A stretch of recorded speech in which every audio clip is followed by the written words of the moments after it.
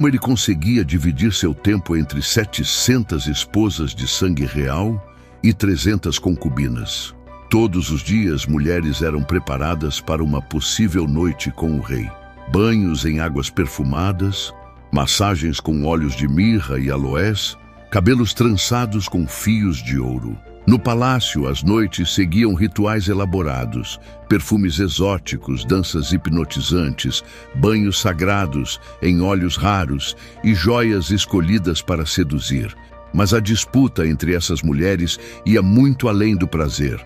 Você vai descobrir como funcionava esse harém imenso, como era o dia a dia no templo, e no final revelaremos um mistério ainda mais sombrio, o ser sobrenatural que Salomão mantinha sob controle usando o seu lendário anel.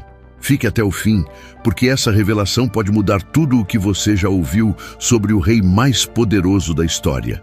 Imagine-se transportado para o ano 957 a.C. O sol nascente de Jerusalém revela uma visão que deixava qualquer visitante sem fôlego. Uma estrutura colossal erguendo-se sobre o Monte Moriá, suas paredes revestidas de ouro puro, refletindo a luz do amanhecer como um farol divino. O Templo de Salomão não era apenas uma construção, era uma declaração de poder e devoção que consumiu recursos equivalentes a bilhões de dólares em valores atuais. Mais de 180 mil homens trabalharam incansavelmente por 7 anos para erguer esta maravilha. Imagine a cena: caravanas intermináveis de cedros do Líbano, considerada a madeira mais nobre da época, descendo as montanhas em direção a Jerusalém. Artesãos fenícios, os mais habilidosos do mundo antigo, esculpindo cada detalhe com precisão sobre-humana. O som de martelos e cinzéis ecoava dia e noite, enquanto blocos de pedra tão grandes quanto casas modernas eram movidos com uma engenhosidade que até hoje intriga os especialistas. As dimensões do templo desafiavam a imaginação: 30 metros de comprimento, 10 metros de largura e 15 metros de altura apenas no santuário principal. Mas o que verdadeiramente distinguia esta construção era seu interior. As paredes eram completamente revestidas de ouro, do chão ao teto. Não havia um único ponto onde os olhos pudessem pousar sem encontrar o brilho do metal precioso. Querubins gigantes, esculpidos em madeira de oliveira e cobertos de ouro, guardavam o Santo dos Santos com suas asas estendidas, criando uma atmosfera de mistério e reverência. O átrio dos sacerdotes era pavimentado com pedras raras, cada uma contando uma história diferente de lugares distantes. 2 colunas monumentais, chamadas Jaquim e Boaz, marcavam a entrada do templo, suas capitéis decorados com romãs de bronze e correntes entrelaçadas, simbolizando a estabilidade e a força do reino de Salomão. No coração do templo, o Santo dos Santos, um cubo perfeito de 10 metros de lado, guardava a Arca da Aliança. Este espaço era tão sagrado que apenas o sumo sacerdote podia entrar, e somente uma vez por ano, no dia da expiação. O cheiro de incenso preenchia constantemente o ar, misturando-se com o aroma do cedro, criando uma experiência sensorial única que marcava para sempre a memória dos que ali entravam. Para manter esta estrutura impressionante funcionando, Salomão estabeleceu um sistema administrativo revolucionário. 24 divisões de sacerdotes se revezavam em turnos, garantindo que o serviço sagrado nunca cessasse. Cada divisão tinha suas próprias responsabilidades, desde a manutenção das lâmpadas de ouro até a preparação dos pães da proposição, que eram trocados todos os sábados. E isso é apenas o começo. Você vai descobrir como Salomão usava poderes sobrenaturais para controlar demônios, os rituais secretos de suas 1000 esposas nas noites do palácio, e as práticas ocultas que aconteciam longe dos olhos do povo. Se você acredita que Deus ainda realiza grandes obras em sua vida, comente agora: o templo de Deus está em mim. Ao amanhecer, muito antes do sol tocar as muralhas douradas do templo, Uma sinfonia de sons começava a ecoar pelos corredores sagrados. O barulho dos portões de bronze sendo abertos marcava o início de mais um dia de atividades intensas. Os levitas, divididos em grupos específicos, iniciavam suas tarefas com uma precisão quase militar. A primeira ordem do dia era a limpeza, um ritual tão sagrado quanto as próprias ofertas. Imagine centenas de servos movendo-se em sincronia perfeita, alguns carregando água em jarros de ouro, outros varrendo os pátios com vassouras especialmente dedicadas a este propósito.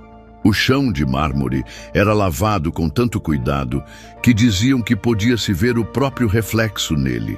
Os músicos do templo, conhecidos por sua excepcional habilidade, ocupavam posições específicas nos pátios. Suas harpas, símbolos e trombetas criavam uma atmosfera celestial que podia ser ouvida até mesmo fora das muralhas de Jerusalém.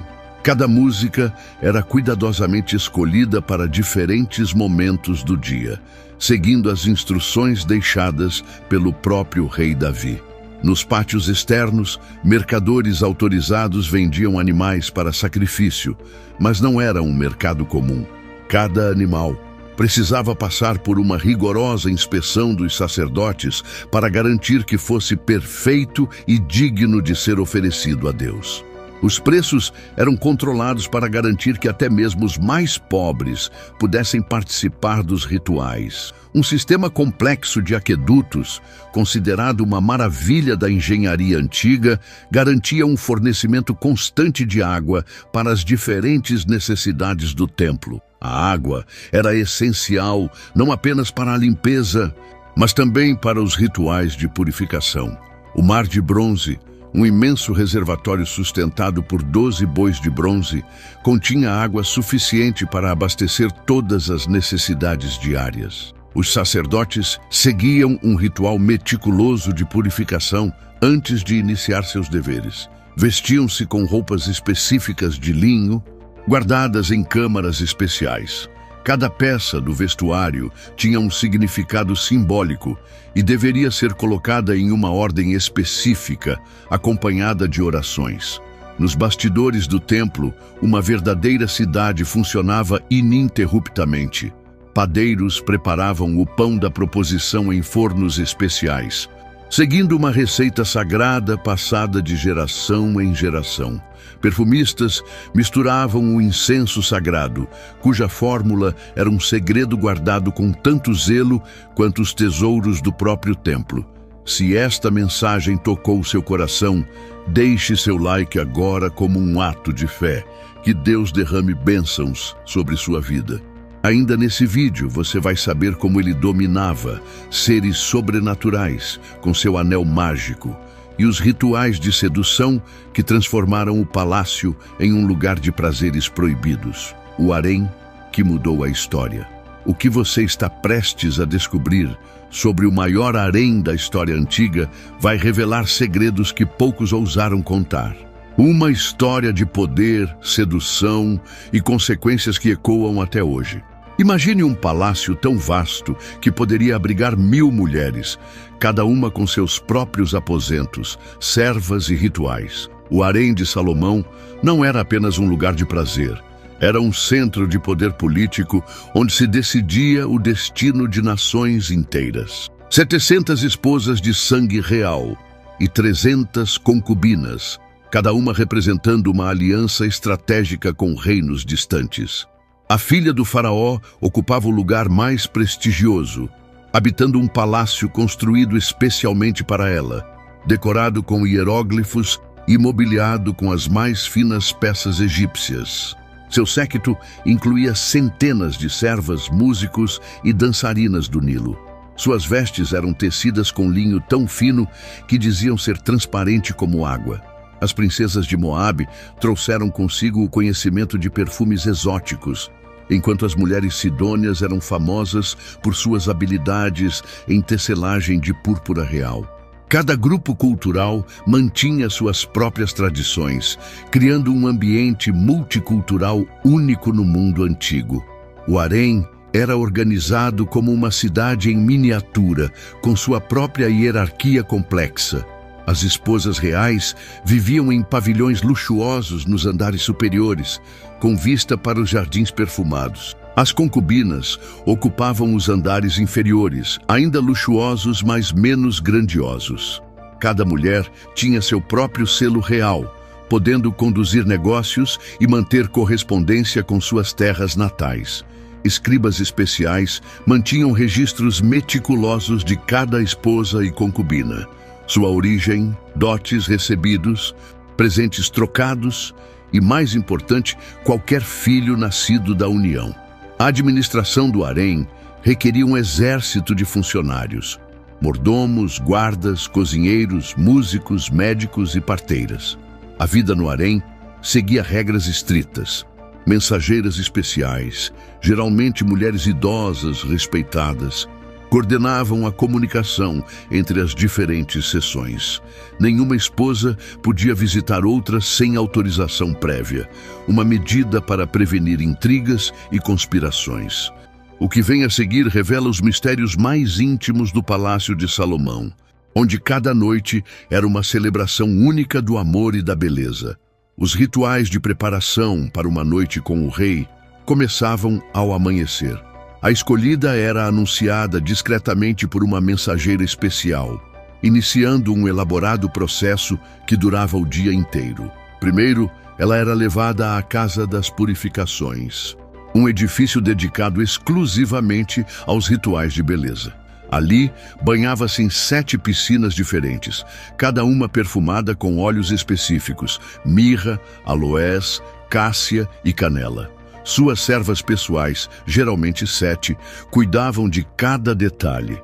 Os cabelos eram lavados com óleos aromáticos e penteados com pentes de marfim, incrustados de pedras preciosas. A pele era tratada com uma mistura secreta de mel, leite de cabra e óleos essenciais, uma fórmula passada entre as guardiãs do harém por gerações. As unhas eram pintadas com henna, formando desenhos elaborados que contavam histórias de amor em símbolos antigos.